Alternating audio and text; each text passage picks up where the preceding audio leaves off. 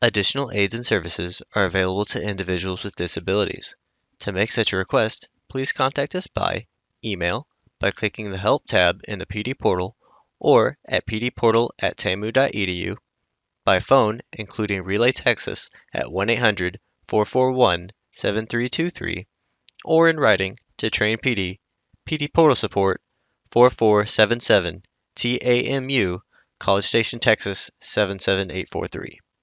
Both a transcript and accessible document of the content presented in this webinar can be found as resources in the course description. Click on the blue links under Course Resources in the description.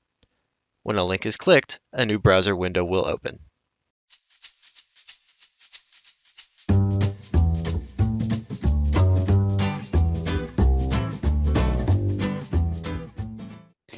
I am very delighted to be back with you all for this third part of 3 of the SERP Institute's Literacy Resources.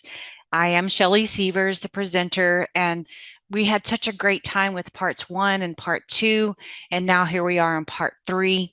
And what we have going on today is the science and social studies materials. And so you might be interested to see here that we're going to do a SERP Snowman Showdown a little bit later. I'm pretty excited about that. It's a nice review of all 3 sessions. So welcome to the Check and Tell, and my thanks to TCall for inviting me back. So thanks very much. All right, let's get to it. Our objectives, of course, are to discover the SERP Science and Social Studies references, resources that we have free for download. What we'll get into is reading to learn in science, science generation, and the social studies generation. Now, let me say for the first time of many during this presentation is what you'll see in verbiage for the SERP Institute. You'll see references to grades, maybe grades 4 through 6 or 7 through 8. Please don't let that bother you, because these materials are very valuable to our learners, our adult learners. And so when you see a reference, when we get to reading to learn in science, it's going to reference a grade level. Just think about your students and their grade level equivalency, or what level you know that they are. Lower in reading skills, lower in vocabulary. You'll hear me say that more than once. So I just want that to be a big reminder for you. Don't be discouraged by the verbiage. All right. If you would, as you're watching the webinar, take out a scratch piece of paper, or pen or pencil, and let's talk about these reflection questions.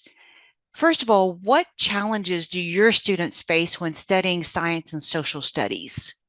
Think about that for just a couple of minutes and jot down your answer. Maybe you're an ESL instructor, maybe you're IET. And so for you IET instructors, how heavily do you focus on science in your classes? Going back to English language learners, why is it beneficial to use social studies and science content? What I came up with, and what you may have on your list now, is content exposure, attitude interest, difficult vocabulary. And that can be for any level of our students, whether it's a low reading skill or ESL. What about misleading visuals? I still see articles, and I see journals and different presentations, and I see visuals, especially when it's in the realm of science, that I just don't understand. I go to the description and it talks about it, and it's still misleading to me. So think about your students where they may not understand the visuals. And so it's important to talk about those. All right, back to you, IET instructors. You can build your students tier 2 and tier 3 vocabulary knowledge. So tier 2 is going to be your higher level vocabulary. Tier 3 gets into very specific, and in this case, scientific, arterial, stethoscope, names of medications. We know these, and our IET students know these in the context of, maybe seeing a movie or a TV show or reading an article online or going to a website. But what about when it comes to using that vocabulary on their own, creating a written response or in a presentation? So back to why we're here today is because of those challenges in science and social studies. And we're trying to build up our students' vocabulary skills, their visual interpretations, certainly vocabulary, like I mentioned, but also to give as much content exposure as we possibly can, and to garner interest and change those attitudes towards oh, I don't really care about social studies, or oh, what am I going to do with science? I'm going to be a writer. And so we have that power to change that in our students. So on we go. So SERP homepage looks a little bit like this. This is a screenshot.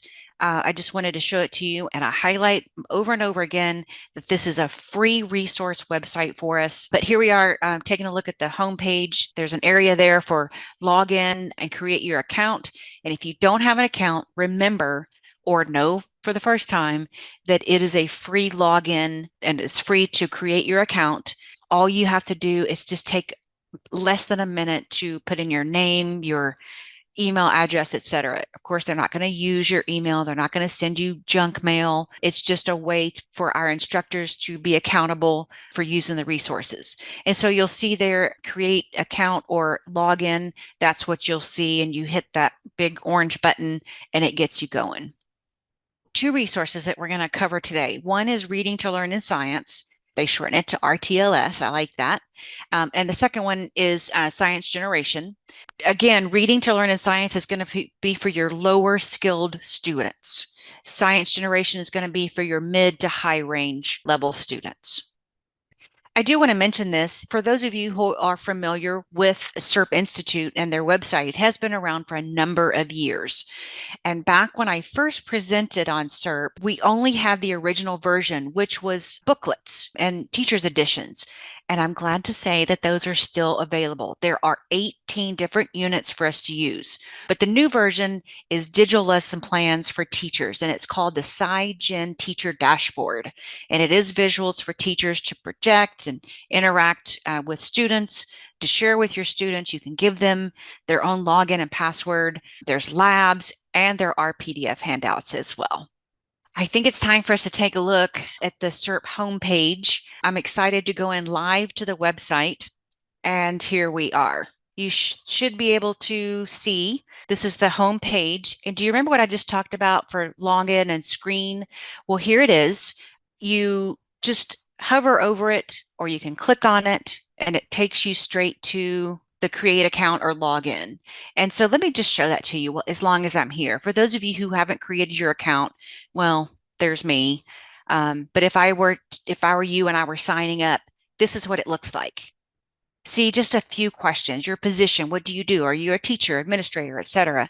And then the name of your organization. Go on through, create your password, and then you're signed up. It's very, very quick, and there's no cost to it. There's no subscription. So back to log in. Let me get myself logged in. And what I want to do is show you there's so much information on the SERP website that it would take hours, maybe days to go through all the material. But on your own and what interests you and what's pertinent to you as an instructor or an administrator, please use this site to your great advantage. Who we are, how they got this website and this research started, how they operate, their modes and their processes and their accomplishments. This one has great interest to me, and I have looked through it quite a bit. So back to the educator resources. Just hover over it and it gives you the entire menu, if you will. Like I said, session 1 of the SERP series was literacy word generation. We did math, that was a really good one. Got into some great activities for the classroom. And here we are on science. We've got science generation and reading to learn in science. So let's take a look. Reading to learn in science. I love the visuals. Don't think they're too childish for your students because everybody loves cartoons. So this is for you to research more, get really into this site, to this page, and to know what the strategies are. Beyond that, reading and science education, more great articles for you as you prepare. What's so important about reading and science education? We talked a little about that. Why should science teachers teach disciplinary literacy? And the reason for that, we talked about that already, is because you have ESL students who may not have that background knowledge. You also have your IET students who they may be going into medicine or they may be going into other areas where science lessons are super important. And to have that foundation is very, very important. So the challenges of science text.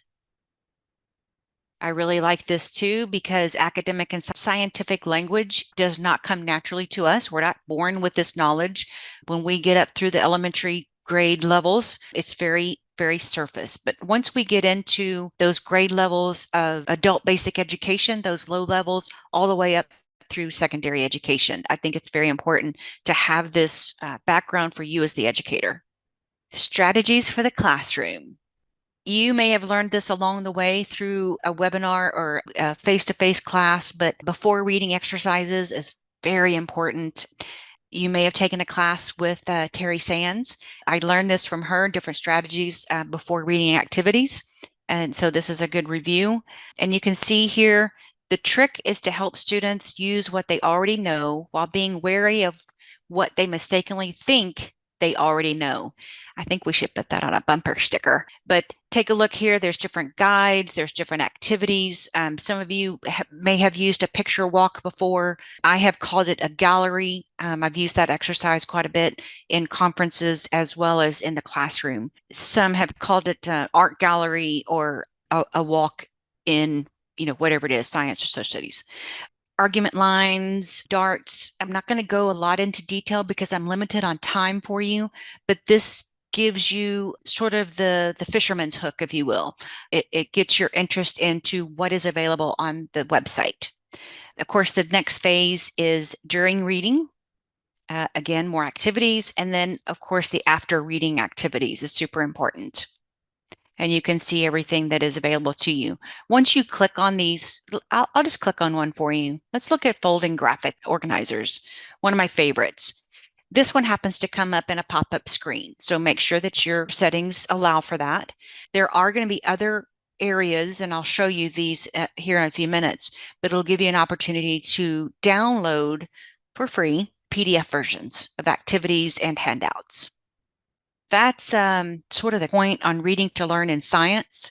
I encourage you to use these pages, get in, take a look, make sure that you prepare first before you do the activities with your students. And there's no reason, I mentioned this before, there's no reason why you can't give the web links to your students.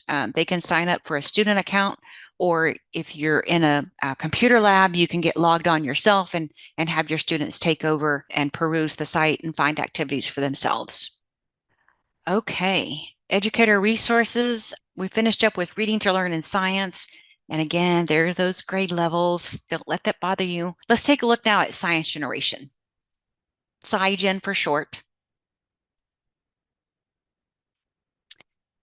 There's some more vocabulary that may just kind of make your skin prickle a bit. Oh, Shelley, we don't teach middle school or high school.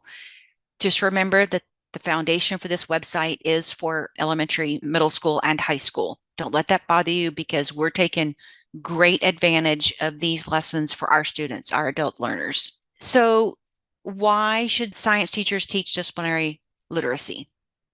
Two versions. Do you remember that I talked about this in the very beginning? And that is science generation. You can take a look at sample units, or you can take a look at the dashboard. So the first thing I want to do is to show you what they have as far as the units. And there are 18 booklets for students. They have the teacher editions, and they also have a separate vocabulary cards, is what they're called. And so you can download all of those. And this is a good list of what is included. But let's take a look. This happens to be the SciGen Unit 6.1. There's so many to choose from. But I picked this one. Did you notice that is the title? There's the activities. And again, this is the student workbook. And so you could load this on a computer lab, computer for your student. You could print the old-fashioned way and have handouts, or you can simply just give the web link and let your students do it online that way at home or elsewhere. Look at the supplementary activities: ELA, math, and social studies. And there again, you have your focus words. So that is one of my very favorite things about the SERP Institute, and what they have done for us is they offer resources, yes, that is titled science, but they also incorporate other subjects always within. If you remember the word generation, they always include writing and debate. math, science, and social studies. And so it's all inclusive and it's a good coverage for our students. So if you're not familiar with Reader's Theater, it's a very, very effective activity for your classroom. You can pair your students, you can have them in a group and pass the ball to read different lines. But anyway, it's sort of like a short skit, if you will. And so the setting, of course, is Cassie was sitting in the living room with her in her grandmother's apartment, and her grandmother had gone out. And Cassie was waiting for her friends to come over. The doorbell rang, and she jumped up to answer the door for Tiana and Huang. And so they go through a conversation, and it has everything to do with learning without labels. You can see that here. Always at the top, you're going to see your focus words, your vocabulary words. Call out boxes are always there. This is a little quiz, if you will, following the Reader's Theater. Let me stop here and remind you. This is not an all or nothing, meaning that if you use 6.1 workbook, it doesn't mean that you have to do every single activity. Maybe you just want to pull out this Reader's Theater, and that's all you're going to do with 6.1. Or maybe all you want to do is pull the vocabulary. It's yours to use as benefits your classroom, your students. And so just keep that in mind. Pick what works for you. Observations, examples, and inferences. That should ring some bells for the HSC exam. Types of observations, etc. I won't go through the whole thing again based on time because I want to show you what the vocabulary page looks like. So these are called vocabulary cards. They're printouts. They're very visual, and they give, of course, the vocabulary word, and they give the definition and the part of speech. What I did with these, and it's been a number of years, so my memory may not serve me exactly correctly, but I would put these up on an overhead before I introduced a unit or before I introduced this group of vocabulary words. And we would just go through these one by one and we would have discussions about them. And I would call on students to, give me a sentence or a question based on this vocabulary word. Ask your neighbors for help if you get stuck. And so just basic classroom activities like that can be very beneficial as you're prepping to get into those units. There's substance, there's inference, there's qualitative, and there's quantitative. So that's an example of the word cards. I showed you the students' workbook. Now I want to show you something that is very valuable, and that is the teacher edition. Same unit, 6.1, science generation. What I like about this, and you can see off to the side here, these are your notes. If you're going to do the lab in session 3, then here's your list of materials or ingredients that you need. Here's your procedures, here's your learning objectives, your teaching tips. Everything is same, off to the left, but on the right side, you're going to see your notes. There's your vocabulary list again, your answer key. And I want to do this for you because I didn't show it to you in the students edition, but I want to scoot down, forgive the fast scrolling, but I want to get to the section for our ESL, our English language learners. And it looks like, oh, by the way, this is the writing section, and it's one of my favorites. I think students should write every day, every class. They should have opportunities to write and write and write. Oh, here it is. This one has the Spanish translation of the vocabulary words. I know, not all of our students speak Spanish, but it is a nice add-in that you may be able to use with some of your students. SERP Institute does a great job of adding in supplementary material like this. Okay, I think I've pretty much exhausted the PDF version. What I want to do is take you back to the website. This is where we started. So I'm back. We talked about the PDFs. That's where we just came from. Now I want to get into the dashboard, and it's pretty neat. Again, you have units to choose from, units of measure. There's so many that I really enjoy here. Let's do energy because It reminds me again of the science portion of the GED exam, the HSE, as we called it most recently. Let's look at Unit 1, Potential and Kinetic Energy. So it has the feel of the PDFs, but it's a dashboard and it's all electronic. You don't have to download anything. Again, you can take a look here and pick activities as you want. You don't have to do all of them. Again, you can have your students go in, whatever works for you. I keep harping on that it's not all or nothing. Maybe you just want to go in here and you pick one unit and you never visit SERP again. Well, that one unit is going to serve you well. Let's take a look at some of the activities. Speed versus velocity. It takes about 40 minutes, and it's going to bring up this activity. There's your teaching notes. There are a lot of videos for your classroom and for your students to view on these different lessons. This one happens to not have a video, but I like this one. It's a weird example. I went through this just sort of on my own as I was prepping for today's class, and so it's a lot of fun. These are the different units for you to choose from. You can go up here to this menu.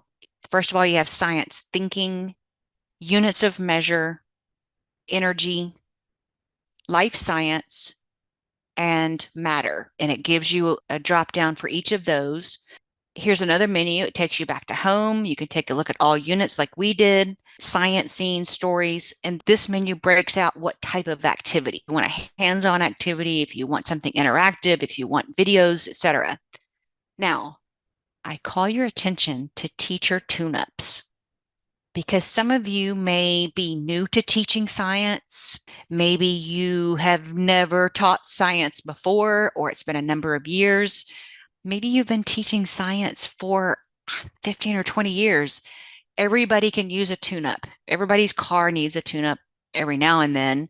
So I like this. This will give you an opportunity to go in your pajamas on Saturday morning and do a little science tune-up so that you're ready for class the next week. What are good and bad practices in representing data visually? And so you click on that and it takes you. So this is the teacher tune-up. It connects with the unit T3. So you'd be able to go back and look at the menu and know what this teacher tune-up coordinates with as far as what unit. Misleading representation of data. I said that at the very top of the webinar today, is that misleading visuals is how I termed it. And so here we are, misleading representations of data. We see pie charts and graphs and different visuals, and they don't make sense to everyone. And so this is a great tune-up for you to be ready for your students. Show everything, including outliers. I really enjoy this, and I hope you will as well. So this is again a PDF that came up when I clicked on that particular lesson for teacher tune-up. We talked about this already, but why should science teachers teach disciplinary literacy? And we saw that in the website.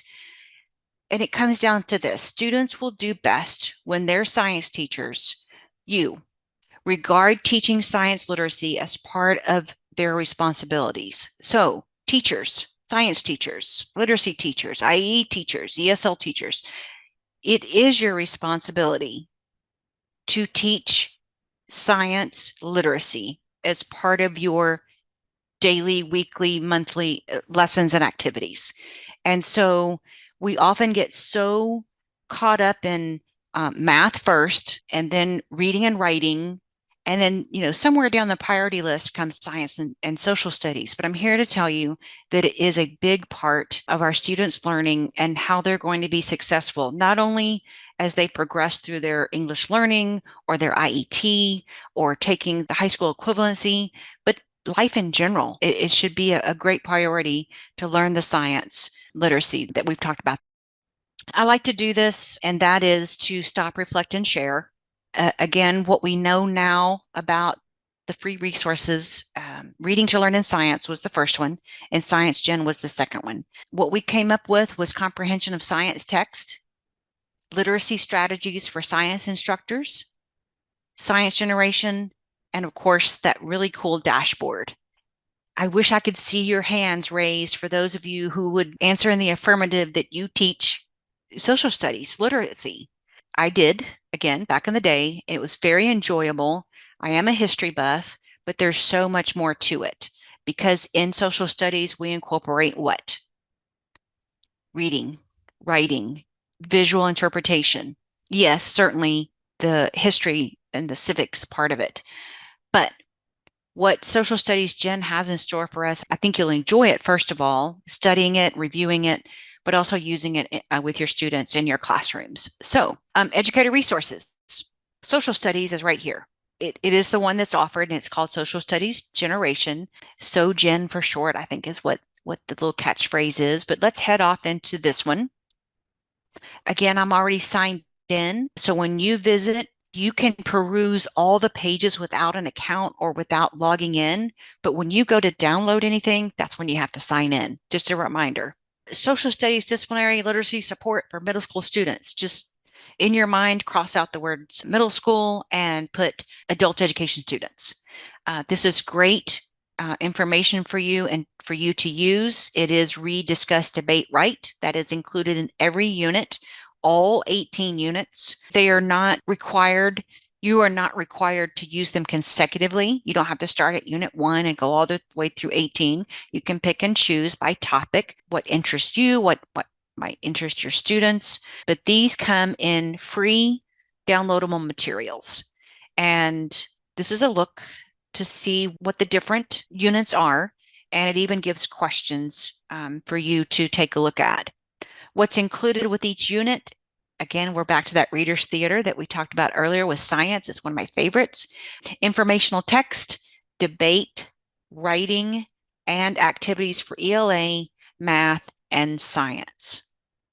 So I want to show you what it looks like when you click on a unit. Hopefully this will show you the live downloading of the PDF. And so we click on it. We choose our unit. I'm going to go with, how about complex questions related to American democracy? That sounds exciting, doesn't it? How about ancient Rome government, whose voice counts? All right.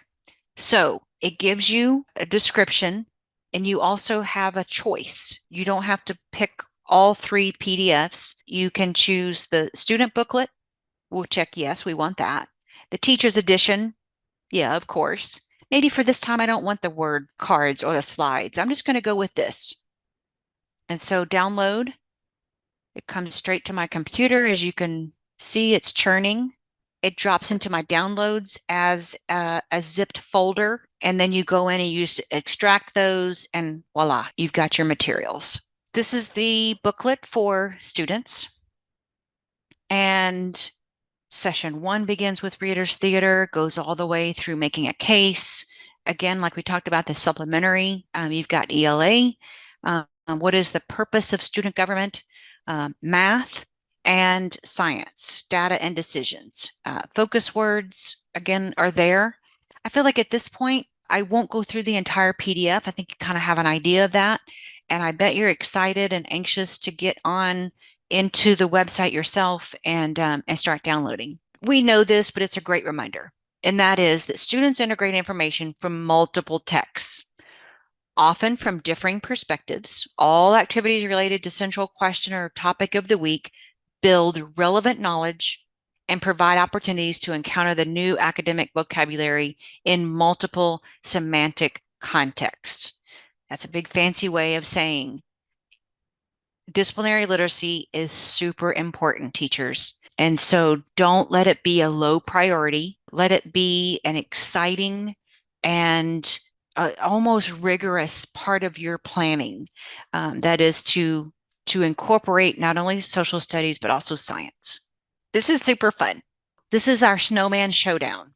And what we're going to do is, hopefully, fingers crossed, you participated in the word gen and the math, because this is going to be a really quick review of all 3 sessions that we've had that incorporate the SERP Institute website and its many resources. So first up, what we have here is, what are the word gen supplement activities for intermediate to advanced ESL? If we get this one right, we get the body of our snowman going. And then question 2 is, how many word gen weekly units are available for free download? Now you might be thinking, well, I know that science has 18, but I can't remember the word gen. That's all right. I'll let you off the hook here in a few. Let's skip to that. It's 72 units. The Word Gen Weekly has 72 units that are available for free download. Back to question one, what do we have for our intermediate to advanced ESL? And remember, it's academic language for all, AALA for short. Okay, here we go. How do we register for a free account? What is algebra by example? And fill in this blank. Tools for sense making in mathematics. It's STEM question what triangle? Well, we register for a free account by clicking on the link, log in, create account on the homepage. That is the name of the link, and it's the big orange button, and it says log in, create account on the homepage. The next question is, what is algebra by example? And that was a powerful Algebra 1 teaching strategy that we learned about back in the fall, and it talks about modeling, analyzing, and critiquing, and it is super fun. Fill in the blank here. Tools for sense-making mathematics. It's STEM question solution triangle. And if you haven't seen this activity, your students will really enjoy it because it's a really different approach to making sense in math. To get our snowman's hands, if you will, or arms, what are the two versions SERP offers to support disciplinary literacy science? Of course, we know those. And this one is true or false. Social Studies Generation, or SOGEN, includes debate and writing in its instructional activities for each unit. Of course, we remember it's the dashboard and the science generation are the two versions that SERP offers. And yes, it is very true that SOGEN offers debate and writing. Look, we got our snowman built. It has been my great pleasure to offer not only today's webinar for Tech Intel, this was the third of 3 installments. I really enjoyed parts 1 and 2 and 3 all equally. I don't know if you know this about me, but I get super excited about adult education and a resource that is free to us. There are many, many out there, but one that I enjoy immensely is the SERP Institute website. I offer up my email address here if you have any questions about any of the material. And if you want that snowman activity, I'll be glad to email it to you. My thanks again to TCOL, especially to Anne-Marie. Thank you so much for inviting me, and I bid you all a great afternoon. We hope you enjoyed this pre-recorded webinar. After you have passed the final test with a score of 80% or greater and have received your certificate of completion, please take a few moments to complete the course evaluation. Participant feedback helps Train PD at TCOL continue to provide high-quality professional development. To leave a course feedback, please go to the completed portion of your transcript. To do this, hover over the My Learning tab and select View Your Transcript. Click on the drop-down arrow next to the word Active and select Completed. Then, click Evaluate in the drop-down menu next to the course you just completed. Please note that your feedback is greatly appreciated.